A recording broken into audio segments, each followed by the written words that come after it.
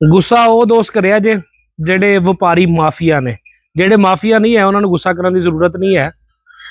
ਦੋਸਤੋ ਜਾਨਵਰ ਜਿਹੜੇ ਸੇਲ ਕਰਦੇ ਨੇ ਲੋਕ, ਉਹ ਕਹਿੰਦੇ ਨੇ ਜਾਨਵਰ ਸੇਲ ਨਹੀਂ ਹੋ ਰਹੇ, ਲੋਕਾਂ ਕੋਲ ਪੈਸਾ ਨਹੀਂ ਹੈ। ਲੋਕਾਂ ਕੋਲ ਪੈਸਾ ਬਹੁਤ ਹੈ, ਜਾਨਵਰ ਖਰੀਦ ਕਰਨ ਦੀ ਖੁਆਇਸ਼ ਵੀ ਰੱਖਦੇ ਨੇ, ਲੇਕਿਨ ਜਿਹੜੇ ਕੁਝ ਲੋਕ ਐਸੇ ਨੇ ਜਿਹੜੇ ਮਾਫੀਆ ਦਾ ਕੰਮ ਕਰ ਰਹੇ ਨੇ ਨਾ, ਉਹ ਸੇਲ ਕਰਨਾ ਨਹੀਂ ਚਾਹ ਰਹੇ ਹੁੰਦੇ ਡੰਗਰ। ਪਿਛਲੇ ਸਾਲ ਕੁਰਬਾਨੀ ਦੇ ਦਿਨਾਂ 'ਚ ਹੋਇਆ ਕੀ ਹੈ, ਤੁਹਾਨੂੰ ਮੇਰਾ ਖਿਆਲ ਹੈ ਕਿਸੇ ਨੂੰ ਭੁਲੇਖਾ ਨਹੀਂ ਹੈ ਕਿ ਹਰ ਬੰਦੇ ਨੇ, ਜਿਸ ਬੰਦੇ ਨੇ 20 ਜਾਨਵਰ ਸੇਲ ਕਰਨ ਵਾਸਤੇ ਲਏ ਸੀ, ਉਸ ਬੰਦੇ ਦਾ 1 ਜਾਨਵਰ ਸੇਲ ਹੋਇਆ। 19 ਜਾਨਵਰ ਉਹਨੇ ਪੂਰਾ ਸਾਲ ਸਾਂਭੇ ਨੇ। ਇੱਕ ਜਾਨਵਰ ਦਾ ਜਿਹੜਾ ਮਹੀਨੇ ਦਾ ਖਰਚਾ ਤਕਰੀਬਨ ਕੋਈ 15 ਤੋਂ 20 ਹਜ਼ਾਰ ਰੁਪਇਆ।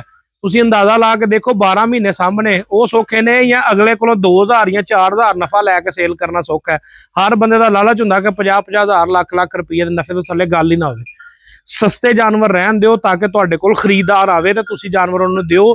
ਜਿੰਨੇ ਜਾਨਵਰ ਤੁਹਾਡੇ ਕੁਆਂਟੀਟੀ 'ਚ ਜ਼ਿਆਦਾ ਸੇਲ ਹੋਣਗੇ, ਉਹਨਾਂ ਸਮਝ ਲਓ ਤੁਹਾਨੂੰ ਪ੍ਰੋਫਿਟ ਜ਼ਿਆਦਾ ਆਏਗਾ। ਅਸੀਂ ਇਸੇ ਲਾਲਚ ਪੇ ਰਹਿੰਦੇ ਹਾਂ, ਹਰ ਮੱਝ ਦੇ ਕੋਲੋਂ ਲੱਖ ਰੁਪਇਆ ਨਫਾ, ਹਰ ਗਾਂ ਦੇ ਕੋਲੋਂ 1.5 ਲੱਖ ਰੁਪਇਆ ਨਫਾ। ਇਹਨਾਂ ਨੇ ਨਫਾ ਖੁਦਾਰਾ ਛੱਡ ਦਿਓ। ਜਾਨਵਰ ਆਪ ਵੀ ਪਿੱਛੋਂ ਮੁਨਾਸਬ ਖਰੀਦੋ। ਪਹਿਲੇ ਨੰਬਰ ਤੇ ਪਿੱਛੋਂ ਮੁਨਾਸਬ ਹੀ ਤੁਸੀਂ ਖਰੀਦ ਦਿਓ। ਮੈਂ ਅਗਰ ਘਰੋਂ ਡੰਗਰ ਵੇਚਣਾ ਹੁੰਦਾ ਤੇ ਮੇਰੇ ਕੋਲ ਆ ਕੇ ਕੀਮਤ ਉਹੀ ਡੰਗਰ ਜਿਹੜਾ ਜਿਹਦੀ ਤੁਸੀਂ 2 ਲੱਖ ਜਾਂ 2.5 ਲੱਖ ਜਾਂ 3 ਲੱਖ ਜਾਂ 4 ਲੱਖ ਰੁਪਇਆ ਕੀਮਤ ਲਾਉਂਦੇ, ਉਹੀ ਮਾਰਕੀਟ 'ਚ ਜਾ ਕੇ ਤੁਸੀਂ 7 ਲੱਖ ਰੁਪਏ ਦਾ ਵੇਚਦੇ ਹੋ। ਇੰਨਾ ਕਿਤੇ ਕਮ ਸੇ ਕਮ ਰਹਿਮ ਖਾਓ। ਜ਼ਿਮੀਦਾਰ ਦੇ ਵਿਚਾਰਾ ਅੱਗੇ ਹੀ ਵਿਚਾਰਾ ਫਸ ਗਿਆ ਹੋਇਆ ਇਸ ਮੁਲਕ ਦੇ ਵਿੱਚ। ਕੀ ਉਹਦੇ ਨਾਲ ਹੋ ਰਿਹਾ ਉਹਨੂੰ ਜਨਾਬ। ਕਿਸਾਨ ਜਿਹੜੇ ਨੇ ਉਹ ਵਿਚਾਰੇ ਡੁੱਬੇ ਪਏ ਨੇ। ਜ਼ਿਮੀਦਾਰ ਜਿਹੜੇ ਨੇ ਜਿਨ੍ਹਾਂ ਨੇ ਮੱਝਾਂ ਗਾਵਾਂ ਰੱਖੀਆਂ ਨੇ, ਦੁੱਧ ਦਾ ਕਾਰੋਬਾਰ ਕਰ ਰਹੇ ਨੇ, ਉਹ ਵੀ ਵਿਚਾਰੇ ਡੁੱਬੇ ਪਏ ਨੇ।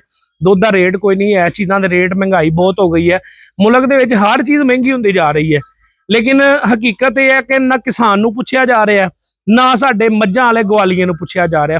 ਸਿਰਫ ਕਿਸ ਵਜ੍ਹਾ ਤੋਂ? ਕਿਉਂਕਿ ਇਹਨਾਂ ਨੂੰ ਬੋਲਣ ਦਾ ਹੱਕ ਹੀ ਨਹੀਂ ਇਸ ਮੁਲਕ 'ਚ ਦਿੱਤਾ ਗਿਆ।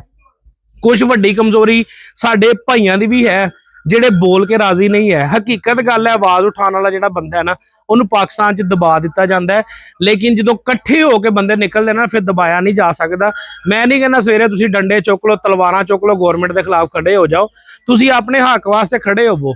ਮੈਂ ਕਹਿੰਦਾ ਜੀ, ਅਗਰ ਤੁਹਾਨੂੰ ਤੁਹਾਡੀ ਚੀਜ਼ ਦਾ ਸਹੀ ਰੇਟ ਨਹੀਂ ਨਾ ਮਿਲਦਾ, ਉਹਨੂੰ ਮਹਿਫੂਜ਼ ਕਰ ਲਓ, ਆਪਣੇ ਕੋਲ ਸੇਵ ਕਰ ਲਓ, ਘਰ ਚੀਜ਼ ਜ਼ਾਇਆ ਕਰ ਲਓ, ਨਾ ਕੁਝ ਬਚੇ।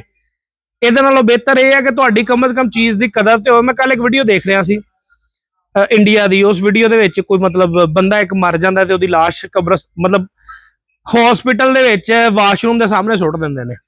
ਤੇ ਉਹ ਜਨਾਬ ਉਹਦੇ ਘਰ ਵਾਲੇ ਜਦੋਂ ਲਾਸ਼ ਲੈਣ ਆਉਂਦੇ ਨੇ, ਉਹ ਕਹਿੰਦੇ ਥੱਲੇ ਕਿਉਂ ਸੁੱਟੀ ਆ ਲਾਸ਼ ਚੁੱਕ ਕੇ ਉੱਤੇ ਰੱਖੋ ਤੁਸੀਂ। ਫੇਰ ਉਹ ਕਹਿੰਦਾ ਜੀ ਅਸੀਂ ਨਹੀਂ ਰੱਖਣੀ। ਉਹਨਾਂ ਨੇ ਕਿਹਾ ਜਾਂ ਤੇ ਲਾਸ਼ ਉੱਤੇ ਰੱਖੀ ਜਾਣੀ ਹੈ, ਉਹਦੀ ਇੱਜ਼ਤ ਕਰਨੀ ਹੈ, ਤੇ ਜਾਂ ਫਿਰ ਤੁਸੀਂ ਸਾਨੂੰ ਮਾਫੀਨਾਮਾ ਲਿਖ ਕੇ ਦੇਣਾ। ਯਕੀਨ ਕਰੋ, ਕੋਈ 100 ਬੰਦਾ ਇਕੱਠਾ ਹੋਇਆ, 2 ਘੰਟੇ ਦੇ ਅੰਦਰ ਉਹਨਾਂ ਨੇ ਮਾਫੀਨਾਮਾ ਲਿਖ ਕੇ ਦੇ ਦਿੱਤਾ।